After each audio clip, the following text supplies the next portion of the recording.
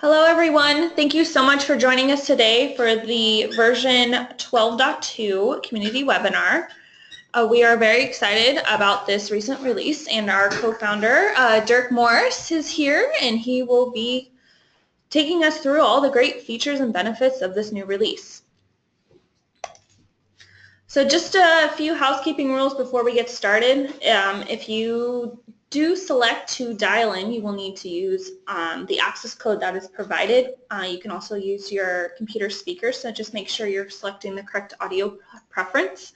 As always, we have a team on hand to help answer questions, so please just be sure to submit your questions that you may have throughout this presentation in that chat window and in the question window, and we will answer them throughout. And with that, pass it over to Dirk, and he'll go through all the great features. Thanks, Shannon. Thank you, everybody, for joining.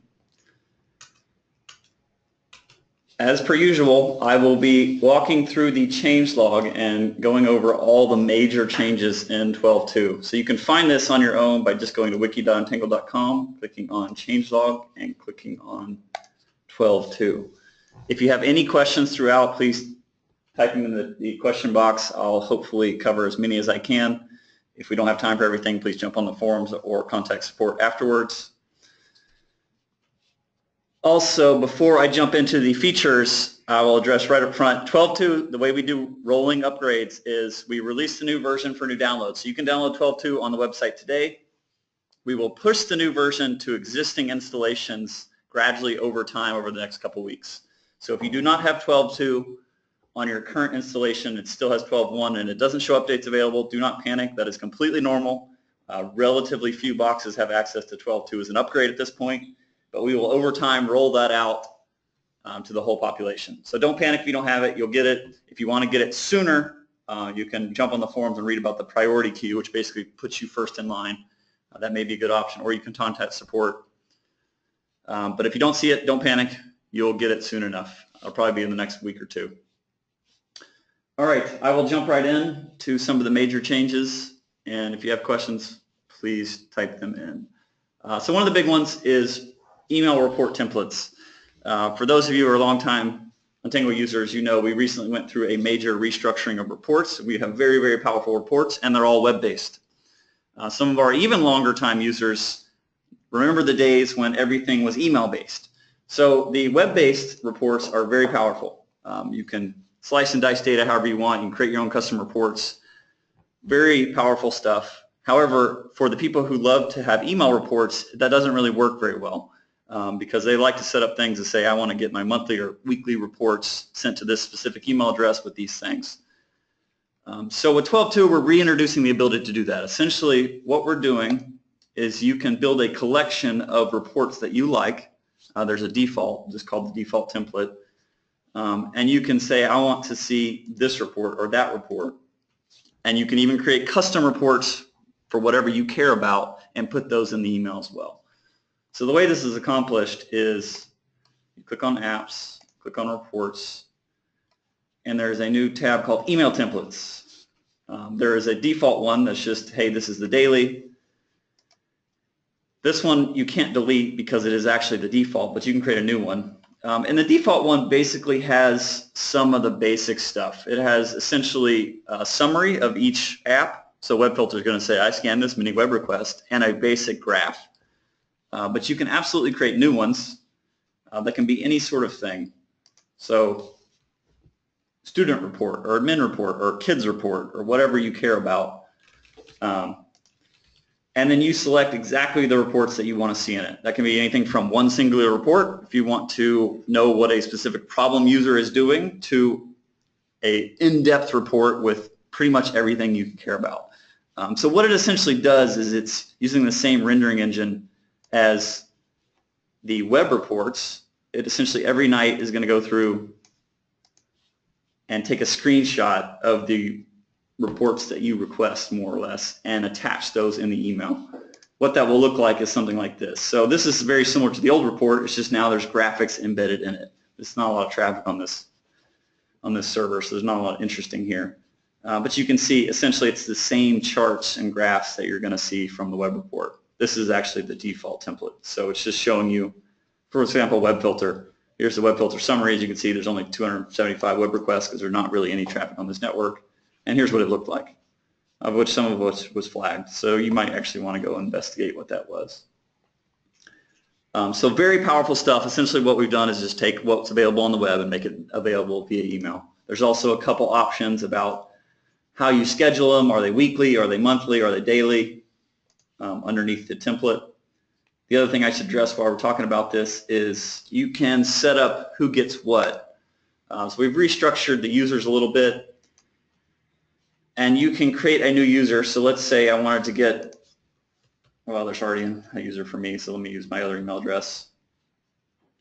If I created a bunch of new templates, you would say which one this user wants to receive. So you could throw in a new user. This is not an administrator user. This is just a reporting user. So you could say, you know, your CEO or a specific teacher, and you could add the templates here that you want them to receive. So if I only wanted them to receive a specific one, I'd uncheck the daily reports, the default one, and add the one that I just created.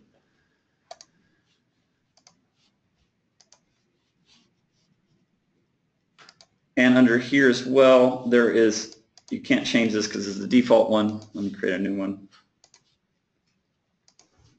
You can set the interval. Weekly, and then if it's weekly, you got to say when's the start of the week. In other words, when are you going to send it? And then monthly as well is the other option. We do have one question about the CPU load.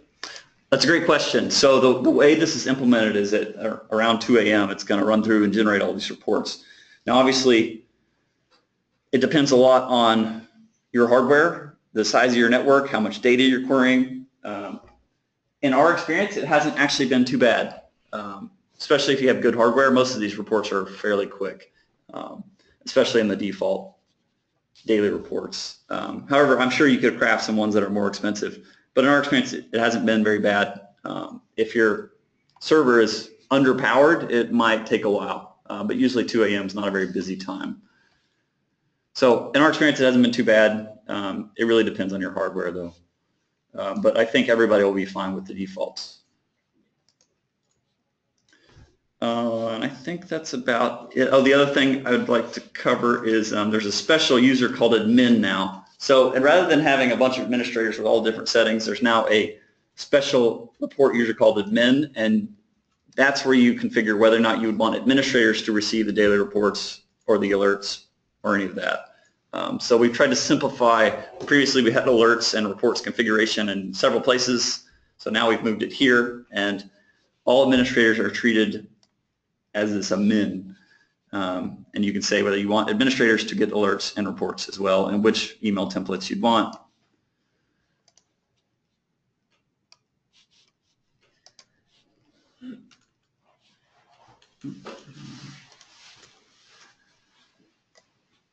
And I think that about covers it. Again, I didn't demo it, but you can create custom reports the same way you create custom reports now in the web UI, and you can add those to your email template as well. Let me review the questions real quick.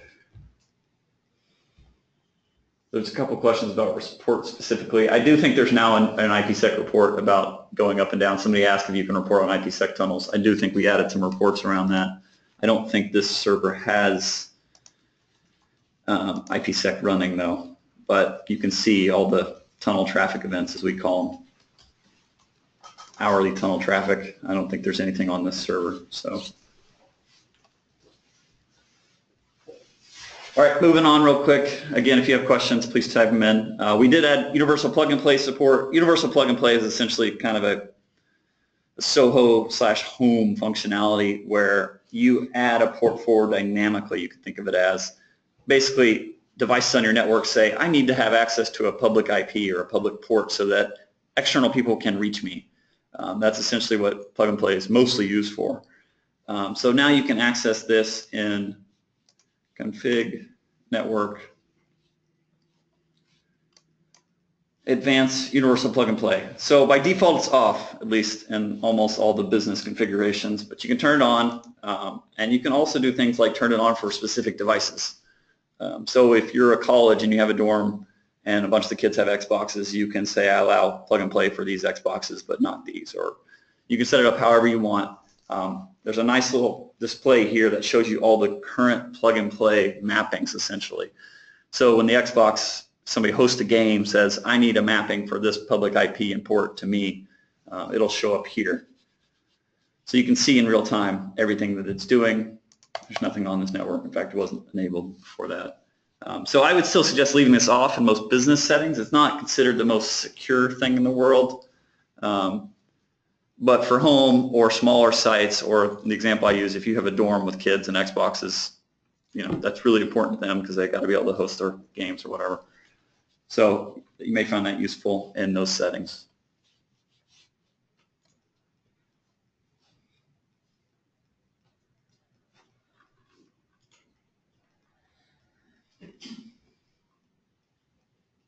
I'm getting to the web filter changes.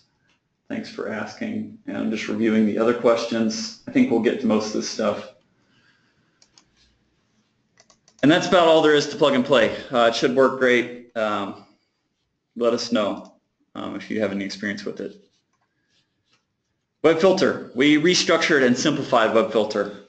So previously, let me see if I have an old server to look at.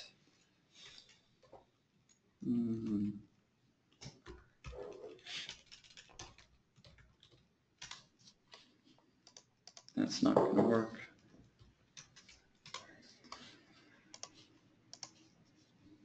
So this is an old 12.1 server.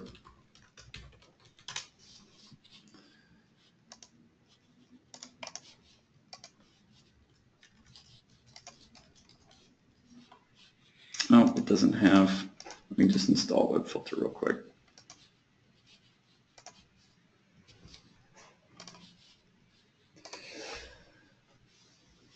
So previously in web filter we had a bunch of blocked tabs, more or less. You can block categories, you can block sites, you can block file types and MIME types, and then you have a bunch of paths tabs.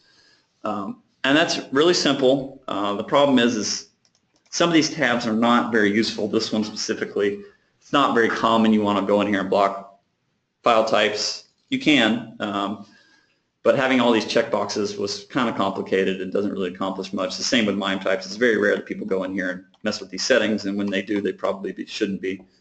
The other problem with this approach is that there's no precedence defined. Pass sites basically override everything. So if you pass a site, it's passed, even if you wanted to, say, pass only a subset but block an even smaller subset. So essentially it doesn't allow for very complicated configurations, and in some larger sites those complicated configurations are necessary. So we tried to kill two birds with one stone in the new version, and essentially said, well, let's just create rules, because rules are extremely powerful, extremely simple, and that will allow us to remove some of those extra tabs and simplify the configuration. So now there's just a categories tab. That's the same. There's still a block sites and path sites tab. You can accomplish the same thing with rules. We just wanted to have something that's easy for people who don't want to get into rules or understand how rules work. The new thing is this rules tab. So essentially we replaced all the logic with blocking file types and MIME types, and you can essentially do anything you can dream now because you can do it as a rule, where you have all these conditions. I mean, you have all your normal conditions that you always had, so it works just like Firewall, but now you have new things like web filter category or web filter file name or MIME type. So you can do things like, I want to block this site and pass this one section, but block all of this MIME type, and you can set the precedence that you want. So there's a couple of cases, I won't get into them, where this is really necessary to accomplish exactly what you want. But hopefully this will also be simpler. So you don't have a huge array of checkboxes. If you want to go in here and block a file type, you can go in here and say, oops, web filter response file name. There's actually a request file name, which is based on the URI, and a response file name, which is different. That's based on the actual file name specified in the header. So you could say, I want to block all zip files or whatever, or flag, or file extensions, content types, pretty much everything you can dream of. So it's very powerful, but again, this is rules, and everything's evaluated in order, and the action of the first rule is taken. So hopefully that'll help some of the people with larger sites that have more complicated use cases, and also simplify and clean up the UI a little bit. There's a couple questions about existing file types that have already been set up. What happens when you upgrade? That's a great question. Thank you for asking that. Essentially what we did is on upgrade, so if you've checked, I'm on a block zip files, essentially when you upgrade, the block file types will be gone, but you'll have a rule already enabled that says block zip files with the same functionality. So on upgrade, you won't actually get any change in functionality. You'll just get a slightly different configuration, but it's the same implementation. Same with MIME types, which are the two tabs that we got rid of. And obviously you could argue that you could accomplish these same things with rules. We just wanted to keep these two tabs there because a lot of people don't want to get into rules and precedents and understanding how rules work.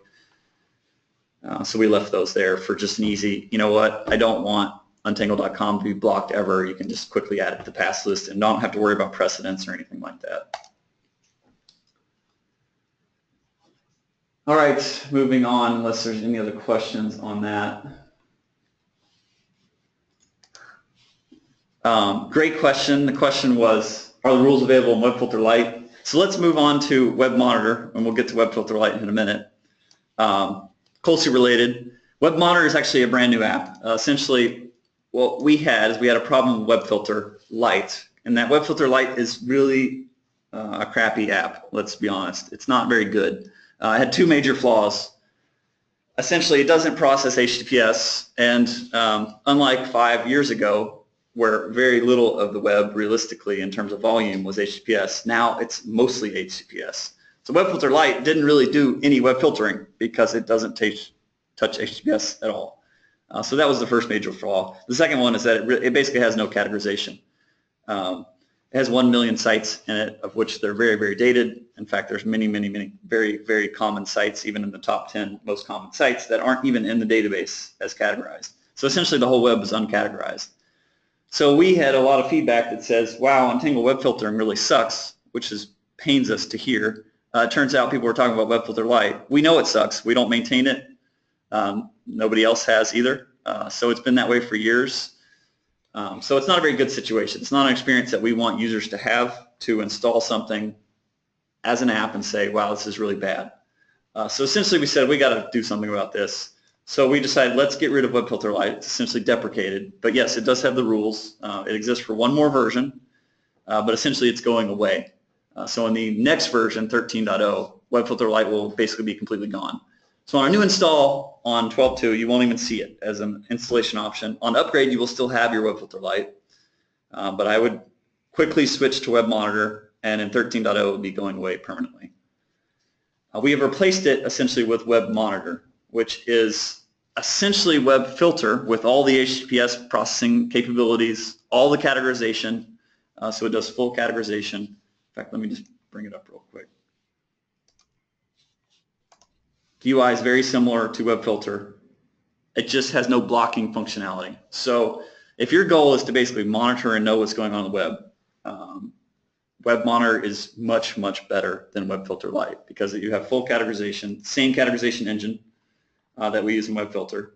So you get all the same reports about who's going to what category, who's going to what sites, which are much more meaningful. It also works with QoS, so you can prioritize productivity-related sites and deprioritize gaming sites and things like that.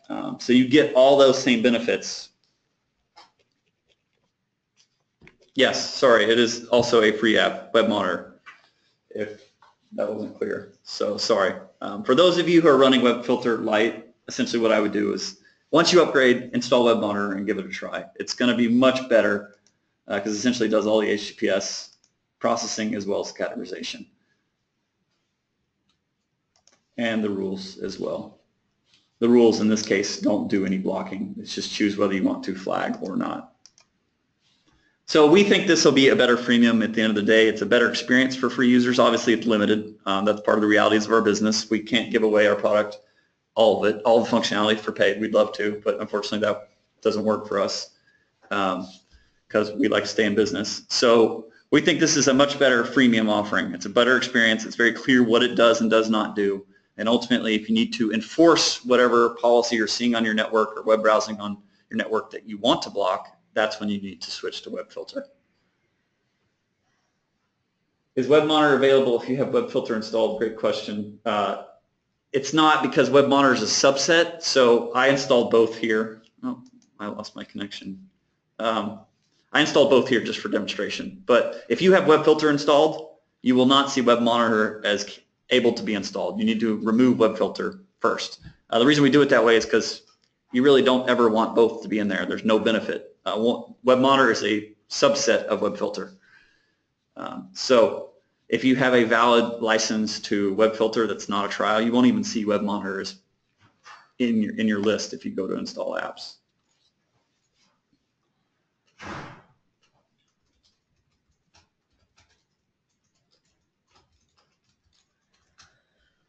I'm reading through the questions real quick. I should address that one. Can you migrate from 9.4 to a newer version of Untangle?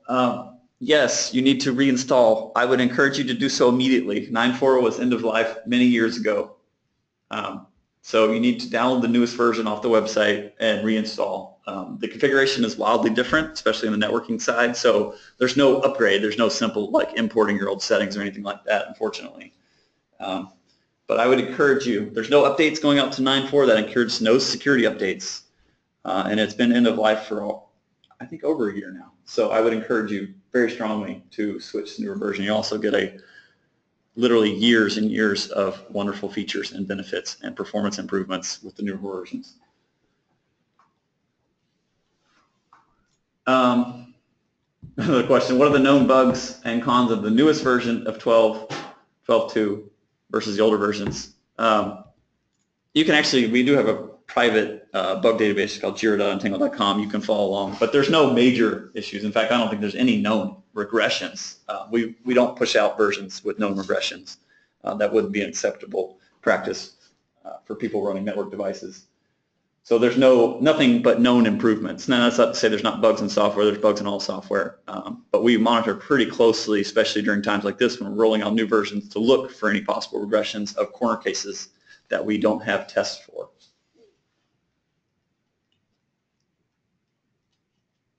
All right, I will keep moving on. I don't see anything I don't think we covered.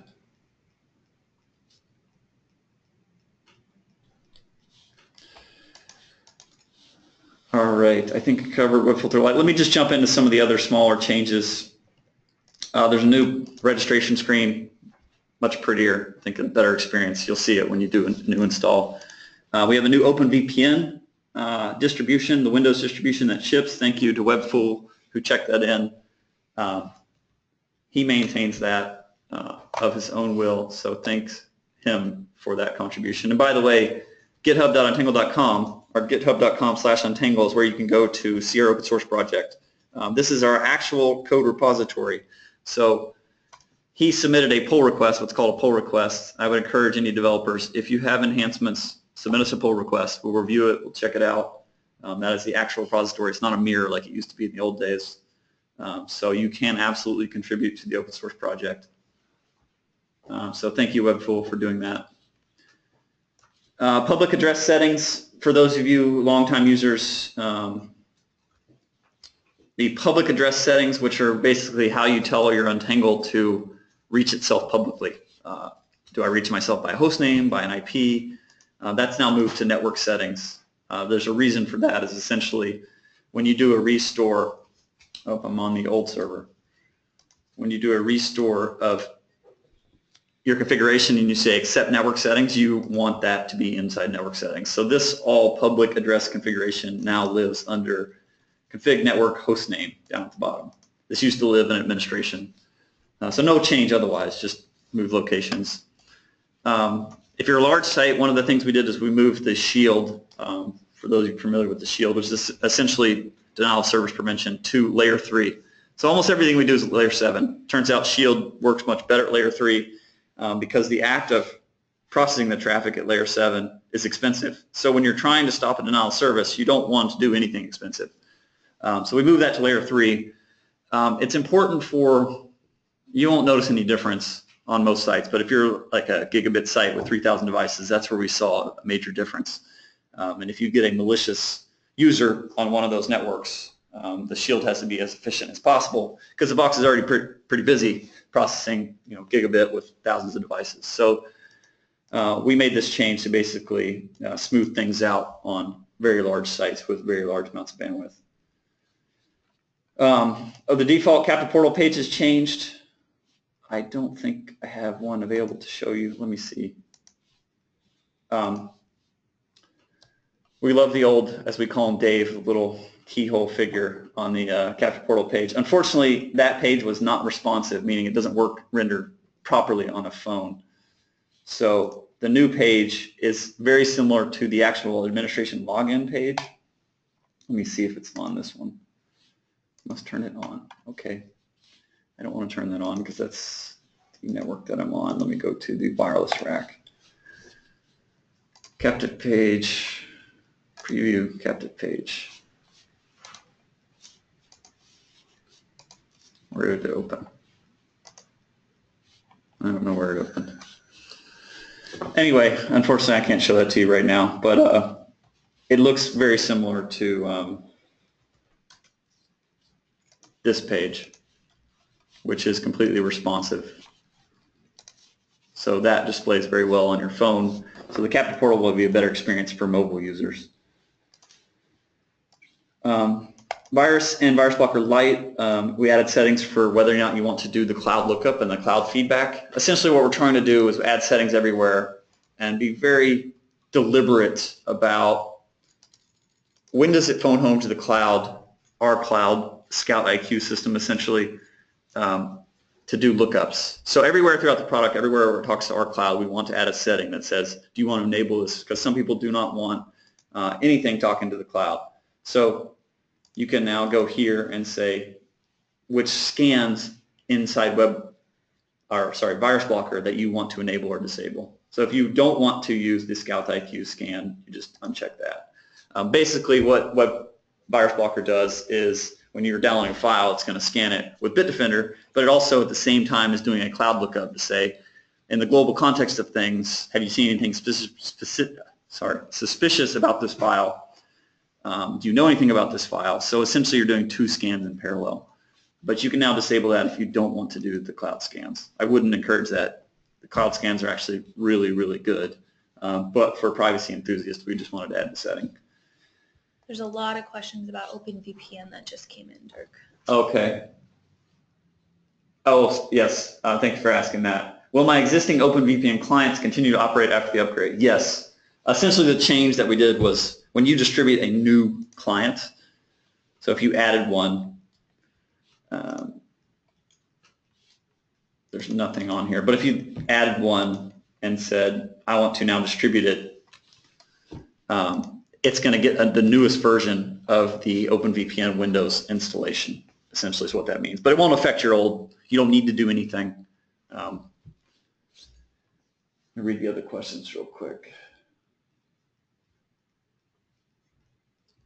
And that's only the Windows installation. The other installation you're going to do is with the zip file. So if you're doing something fancy with Linux or Apple or Android even, you're probably installing with the zip file anyway. That hasn't changed at all because the zip file is just a configuration file you're importing into whatever OpenVPN you've already installed.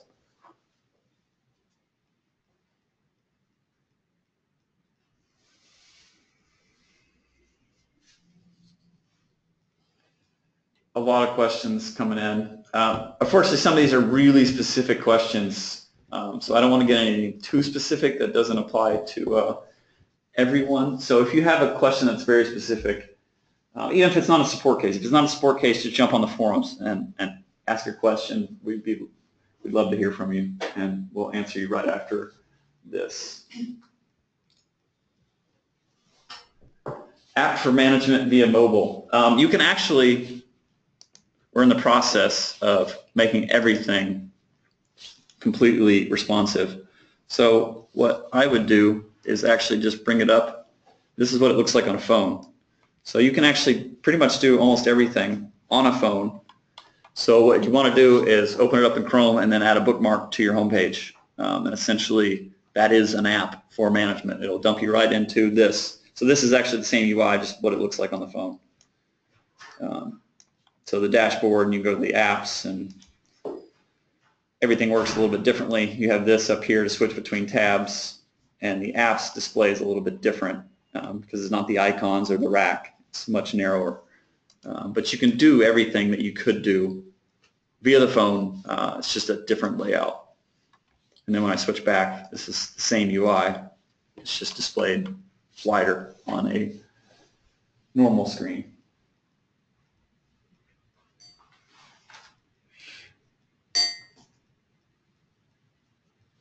There is a question about, in web filter, is there a conflict between categories and rules? Which one would apply? So the way it works is when you visit a site, the first thing it's going to do is categorize the site.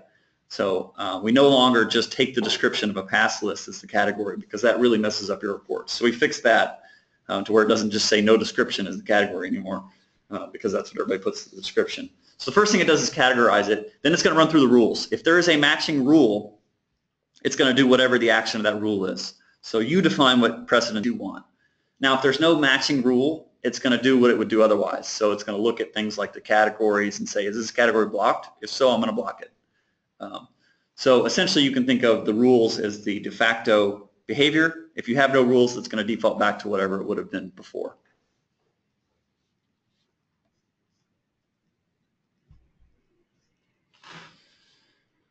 All right, let me keep going on. I want to make sure I get to everything. We added a couple columns to sessions and session minutes table.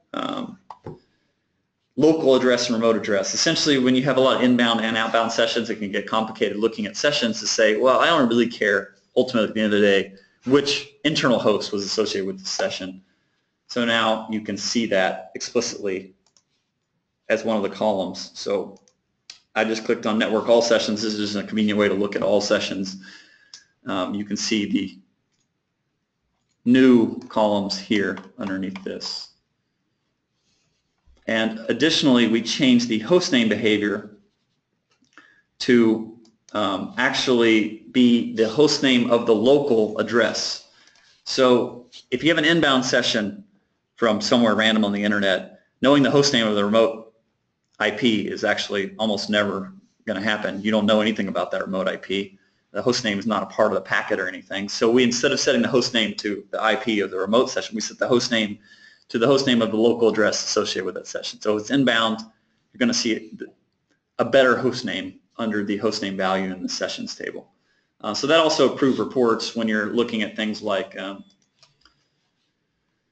me find a good example. Top host names usage is actually great.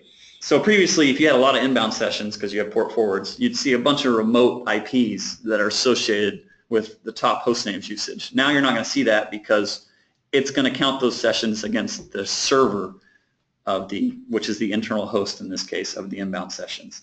So in this case, all you see in our network for who's using, actually I'm the only person using our bandwidth right now, DMOR's laptop, which is this laptop, which is GoToMeeting.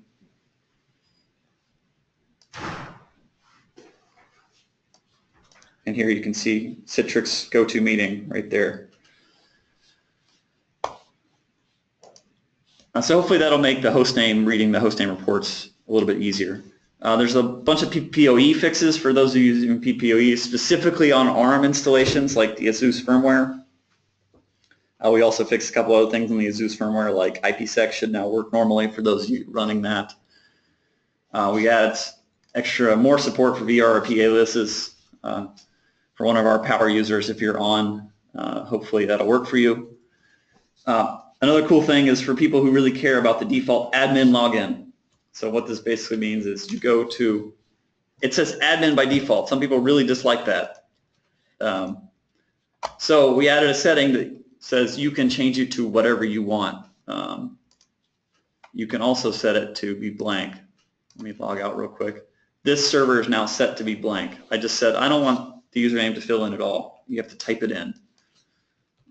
So you can do that now under config administration. Just set whatever you want the default admin to log in, or the default text to be pre-filled in that box to be. If you do get rid of admin, please don't call us and say you forgot what the login is, which is one of the reasons we didn't want to do that. So please prove us wrong in that people will remember their login. if they decide not to have it filled in. You can now configure the date format and the number format. So if you want commas or periods or whatnot, it's now no longer a part of the language pack that you choose. You can say, well, I want it to be English, but I want it to be dots instead of periods to separate the thousands. Or you can choose the date format that you want. So all the British and American people can battle over which of them is the worst format. They're both pretty bad. So you can configure it manually and choose what you want. We also removed a couple things like 10 minutes from reports. That's not now that we have session minutes, that was an obsolete thing. There's also a ton of other fixes that we didn't really write in this log that are just general improvements. A lot of improvements around the way we track hosts and devices under the covers, how we expire the host, and things like that. So hopefully for those of you who have large networks, managing the host and devices will get a little bit easier and cleaner and automatic. But in general, there's a lot of just general improvements under the covers. We didn't do a lot of UI work in this release. We just worked on underneath the covers, really improving the way things work. So hopefully everybody will have a really good experience with this next version.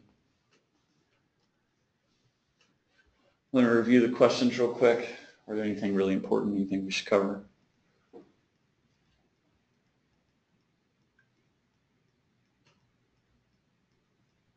No, just again, if you have specific questions, you know, we have the forums that you can post your question on, or if you have some issue with the product, you know, we have our support team, support@untangle.com, that you can reach out to. Yeah, a lot of the questions are very specific, so please just jump on the forums or send us an email at support@untangle.com and we'll address that. But if you also have any other feedback about 12.2 or feedback in general about what you'd like to see in the future, we'd always love to hear you. Unless there's anything else. I don't know anything else on the slide deck. Let me switch back real quick. I think it might list a couple resources available. The wiki, the changelog, the forums, as we said. Yes, this webinar was recorded. It will be posted on the Untangle YouTube channel, and we will send out a link to that tomorrow, so just keep an eye out for that. We do have our next webinars for Tech Talks set up. If you're not familiar, Tech Talks are our technical webinars that our Director of QA, John Coffin, hosts, and so we will check those out. We have our 2017 set up that go over a lot of the features that are in this release, including the email templates that Dirk discussed and some other of the new features. So check those out on our website. And as always, you can contact us, sales@untangle.com, support@untangle.com, forums. We're here for you, so just reach out. And thanks, Dirk. If we didn't get to your question, please, again, just ping us, and we're happy to help. All right, thanks, everyone. Thank you, everybody.